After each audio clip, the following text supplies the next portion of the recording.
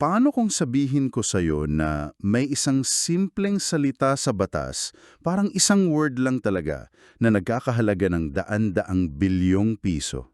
Isang word! Grabe!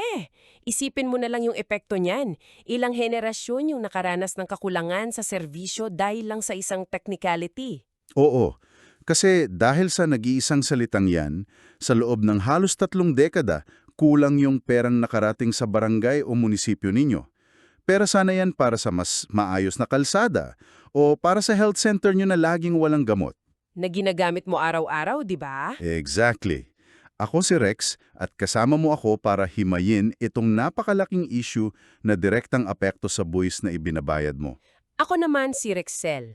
At sa malalimang pagsusuri natin ngayon, hindi lang natin pag-uusapan kung ano yung nangyari sa nakaraan. Tama, aalamin din natin yung future implications nito. Oo, tiingnan natin kung bakit yung pagtatama sa pagkakamaling ito ay magdadala ng panibagong patong ng problema at hamon sa mga lokal na pamahalaan. Bali ang misyon natin ngayon ay buksan at intindihin yung isang napakahalagang desisyon ng Korte Suprema, itong Mandanas Garcia ruling. Alamin natin kung paano nito binago yung tinatawag na National Tax Allocation ng mga LGU. Tapos susuriin din natin yung epekto ng Executive Order 138 o yung tinatawag nilang full devolution. At sa huli, titingnan natin kung bakit yung sektor ng kalusugan ang magiging ultimate stress test para sa lahat ng pagbabagong ito. Para maintindihan natin kung gaano kabigat itong issue, kailangan muna nating balikan kung saan nagsimula ang lahat. Babalik tayo sa taong 2012. Ang tagal na rin pala, ano? Oo, doon nagsimula yung legal na laban ng questioning ni na dating Batangas Governor Hermelando Mandanas at dating Bataan Governor Enrique Garcia Jr. kung paano kinukwento yung pondo. Yung Internal Revenue Allotment o IRA ng mga LGU, di ba? Tama. Ang IRA kasi, para sa kaalaman mo na nakikinig sa atin, ay yung pondo na ibinababa ng national government sa mga lokal na pamahalaan. Para may magamit silang budget sa mga nasasakupan nila. Teka, himayin natin yan. Bakit ba nila kinestyon? Ano ba exactly yung naging issue nila sa computation na umabat pa talaga sila sa Korte Suprema? Alam mo kung ano yung nakakagulat dyan? Hmm. Nakita nila yung isang napakalaking discrepancy o pagkakaiba sa mismong salita ng batas. Sa batas mismo, paanong pagkakaiba? Ganito kasi yan. Ayon sa ating 1987 Constitution, particular sa Section 6 ng Article 10, malinaw na nakasulat na ang mga LGU ay dapat may just share o tamang hati sa national taxes. Okay, malinaw yun. National taxes, period. Walang ibang qualifier. Yun na nga, pero nang ipasa ng Kongreso yung Local Government Code noong 1991, biglang nag-iba yung phrasing. Wait, binago nila? Oo, sa Section 284 nito, ang inilagay ng mga mambabatas, may share ang mga LGU sa National Internal Revenue Taxes. Boom! Idinagdag ng Kongreso yung dalawang salitang internal revenue. At feeling ko hindi yang simpleng typo error lang. Definitely hindi. At yan yung pinagdesisyonan ng Korte Suprema noong Hulyo 2018. Yung pagdagdag ng salitang internal revenue, ideklara nilang unconstitutional. Kasi nilimitahan nito ng sobra yung basehan ng pondo na dapat napupunta sa mga probinsya at munisipyo. Oo, para mas ma-visualize mo ito ng mas malinaw, isipin mo na lang na parang allowance mo to sa bahay. Sige nga, paanong allowance? Halimbawa, napag-usapan ninyo na yung allowance mo bilang anak ay 40% ng buong kinikita ng magulang mo. Nakasulat yan sa kontrata. Okay, malaking pera yun ha. 'Di ba? Tapos makalipas ang ilang taon, nalaman mo na yung 40% pala na binibigay sa'yo, kinukwenta lang based sa kinikita nila sa isang part-time job. Ay, daya. Hindi pala kasali sa computation yung kinikita nila sa main business nila o yung mga racket nila sa labas. Ganyan na ganyan yung nangyari sa mga LGU natin. Sobrang saktong analogy yan. Dahil sa idinagdag na internal revenue, ang naging basehan lang ng IRA sa loob ng maraming taon ay yung mga buwis na direktang kinokolekta ng BIR. Tapos dahil sa Mandanas Garcia ruling, itinama ito ng Korte Suprema. Sabi nila, kasama na dapat ngayon sa computation yung lahat ng national taxes. So, ibig sabihin, teka, dapat kasali na rin yung mga kinokolekta ng Bureau of Customs. Exactly. Malaking pera yan. Kasi sa customs, nandyan yung mga excise taxes, yung VAT sa mga imported goods, documentary stamp taxes, pati mga taripa. Isipin mo na lang kung mayor ka ng isang syudad na may malaking pantalan. Araw-araw may pumapasok na kargamento, kumukolekta ng buwis yung national government, tapos zero yung share mo doon dati. Grabe yung nawala sa kanila doon. Kaya nga pagkatapos ng ruling na ito, binago na rin yung tawag eh. Oo, hindi na siya Internal Revenue Allocation o IRA. Ang official na tawag na sa pondo ngayon ay National Tax Allocation o NTA. Maswak sa Constitution, galing sa lahat ng national taxes. Ngayon, ilatag natin yung totoong datos para maramdaman mo kung gaano kalaki itong pinag-uusapan natin. Sige, tingnan natin yung numbers. Dahil sa desisyong ito ng Korte Suprema, nung unang taon pa lang ng pagpapatupad nito noong 2022, pumalo sa 959.04 billion pesos yung NTA share para sa mga LGU. Halos 1 trilyong piso.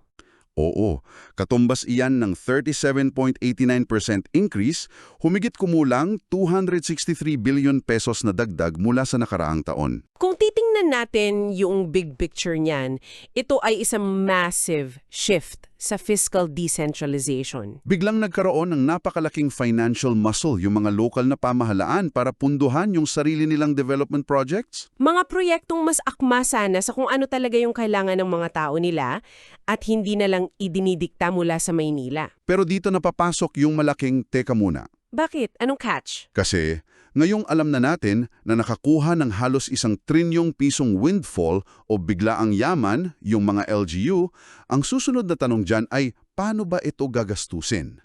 Oo. At higit sa lahat, sino ang magtatrabaho? Di ba? Hindi naman pwedeng basta-basta na lang i-download yung bilyon-bilyong ito nang walang malinaw na rules. Tama. At dyan eksaktong pumapasok yung Executive Order number 138 na nilagdaan noong June 2021. Ito yung devolution na sinasabi mo kanina? Oo, ang EO 138 ang nagsisilbing plano ng gobyerno bilang paghanda sa pagbuhos ng pera mula sa Mandanas ruling. Ipinag-uutos nito yung tinatawag na full devolution. Full devolution. So, ibig sabihin yan, ganap na paglilipat ng mga trabaho at serbisyo. Pati pagpapatakbo ng mga pasilidad mula sa mga national government agencies papunta mismo sa mga LGU. At yung original na target matapos ang transition na ito ay hanggang sa pagtatapos ng fiscal year 2024. Wait, practically speaking, paano mangyayari yan?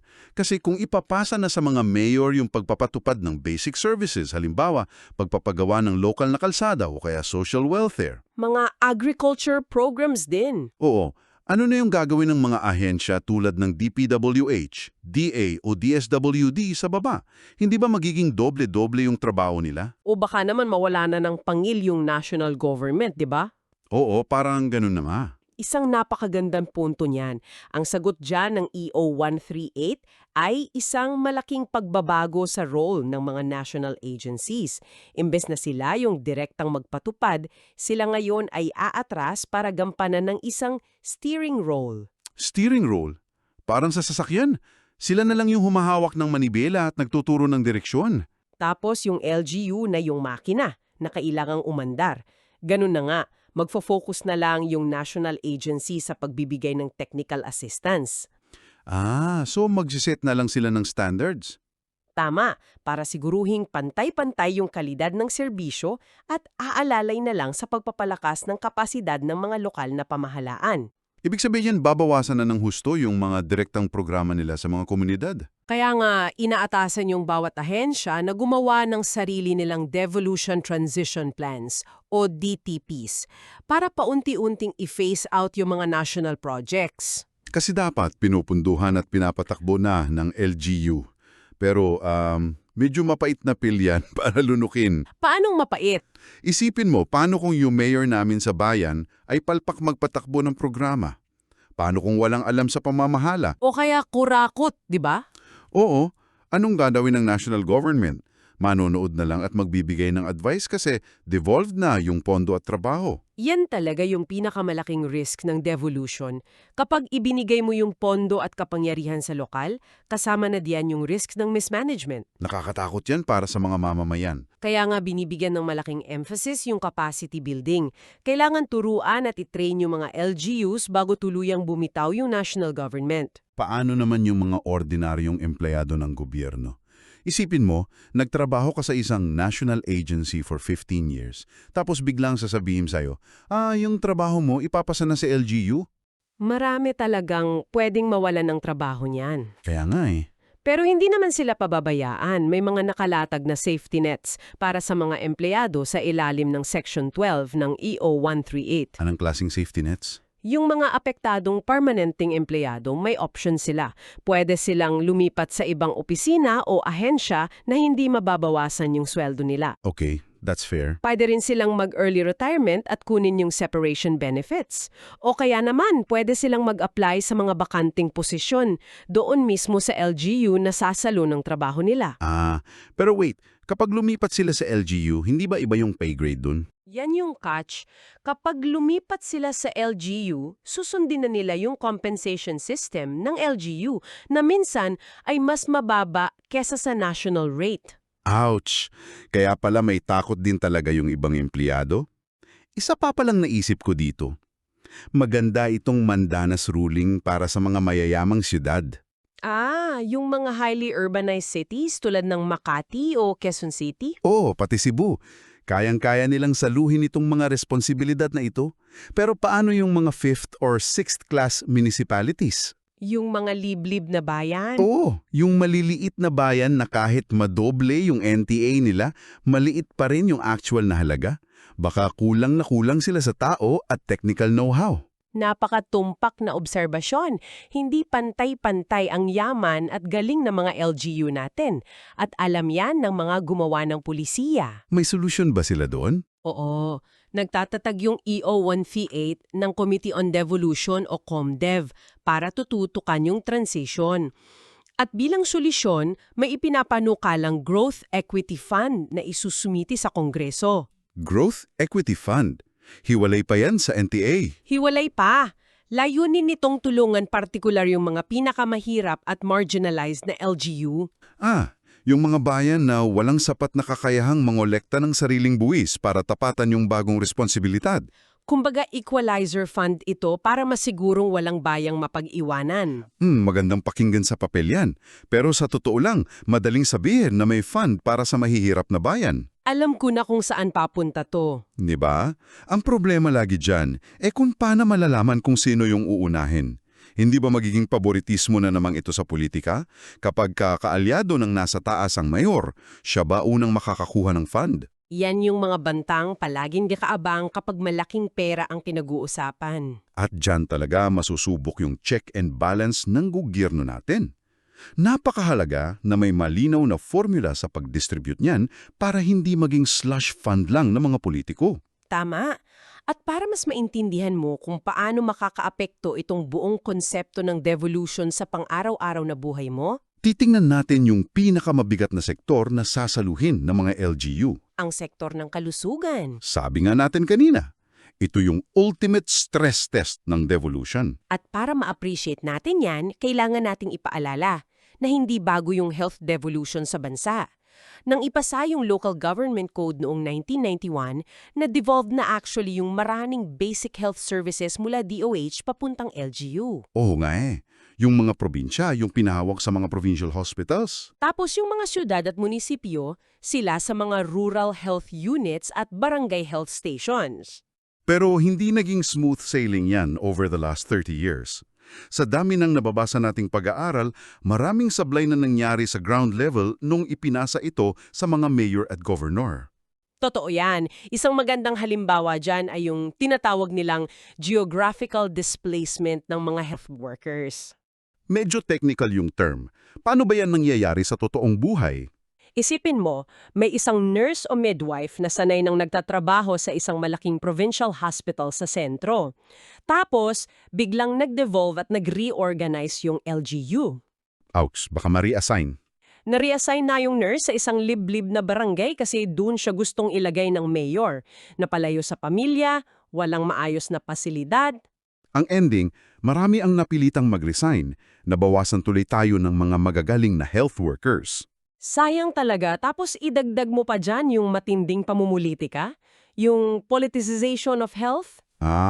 Ito yung tipong kapag nagpalit ng mayor pagkatapos ng eleksyon, mag-iiba rin agad yung health priority ng bayan. Oo, kung hindi ka alyado yung hepe ng ospital, papalitan kahit magaling. O kaya, yung nakapila ka sa barangay health center, tapos yung gamot na ibibigay sa'yo, may mukha pa at pangalan ng politiko.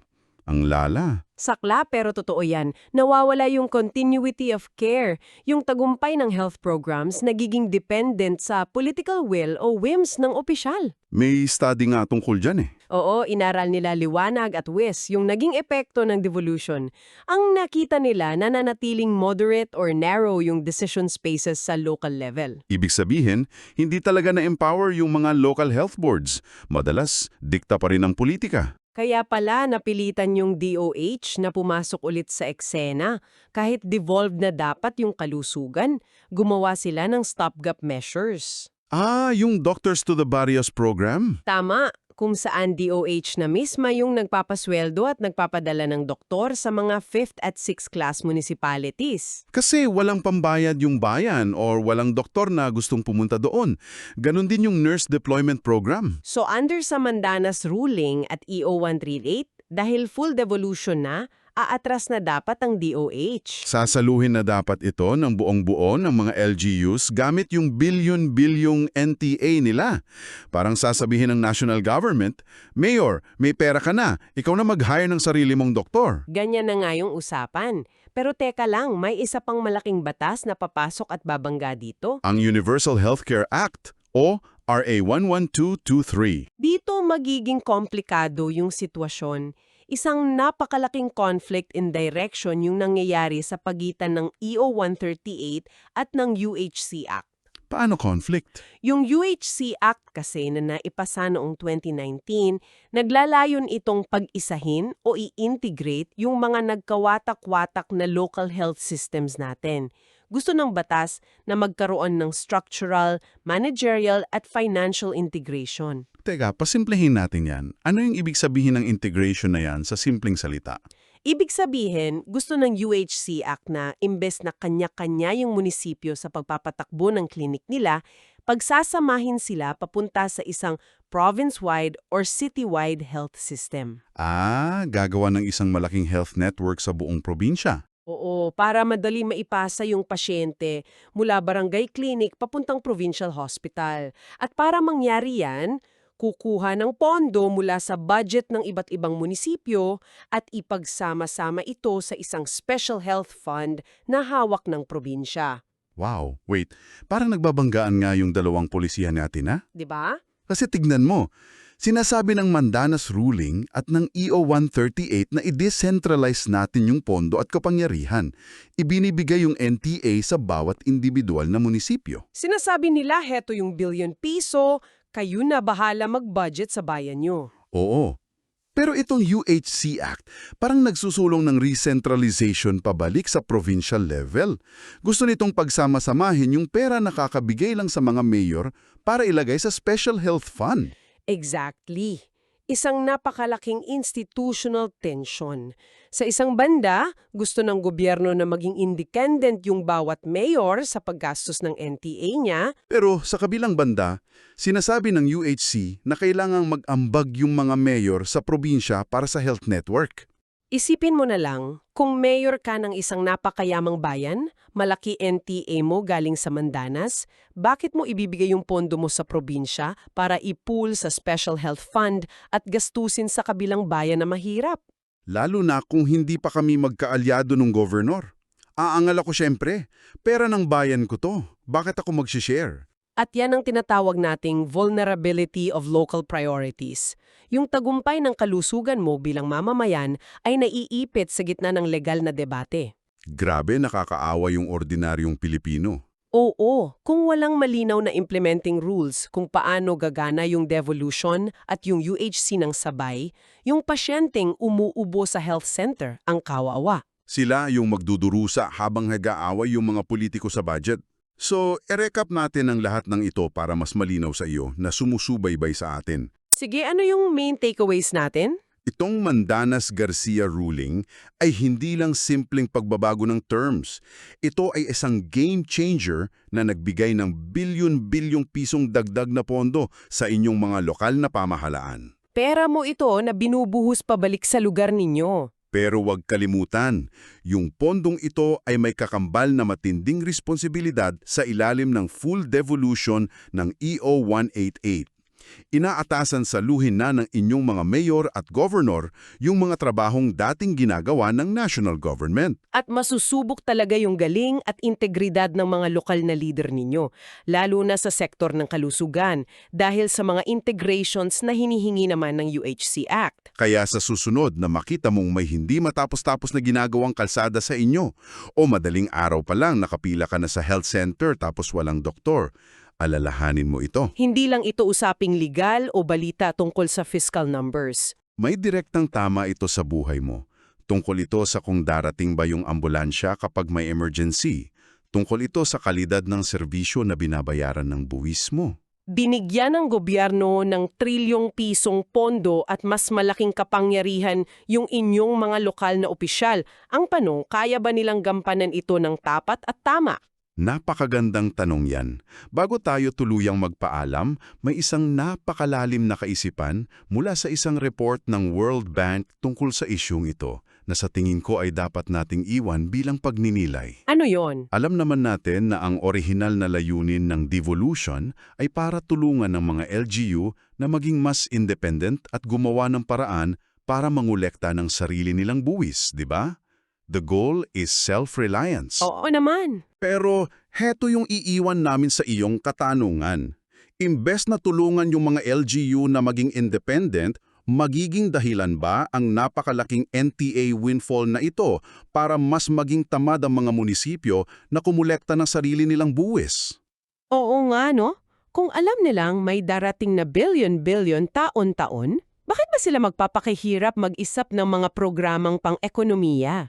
At ang pinakamabigat na tanong, yung mas malaking pondo ba sa kamay ng lokal na gobyerno ay otomatikong magre-resulta sa mas mabuting serbisyo para sa iyo o papalakasin at palalalain lang nito yung mga lumang problema ng korupsyon at padrino sistema sa inyong lugar? Maraming salamat sa pagsama sa amin sa talakayan nito.